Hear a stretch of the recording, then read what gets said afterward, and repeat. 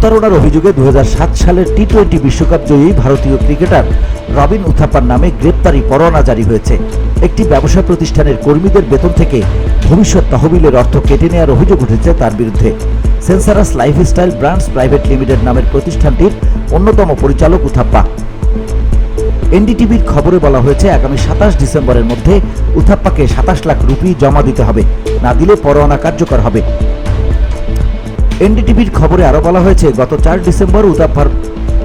December উথাপ্পার বিরুদ্ধে গ্রেপ্তারি পরোয়ানা জারি করেন কর্ণাটকের আঞ্চলিক president fund commissioner Sadakshari Gopal Reddy.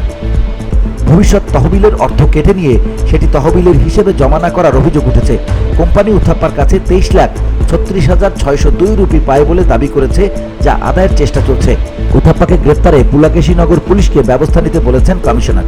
তবে উথাপ্পার ঠিকানায় গিয়ে সেখানে তাকে পাওয়া যায়নি। 1 বছর আগে ওই ঠিকানা ছেড়ে দিয়েছেন তিনি। ভারতের হয়ে 46 ওয়ানডে ও 13টি টি-20 খেলে উথাপ্পার বয়স এখন 39 বছর। 2022 সালে সর্বশেষ আইপিএল খেলা এই ব্যাটার গত মাসেও হংকং ইন্টারন্যাশনাল সিক্সেসে খেলেছেন। বর্তমানে পরিবার সহ উথাপ্পা এখন দুবাইয়ে থাকেন বলে জানা গেছে। VOD Bangla news desk.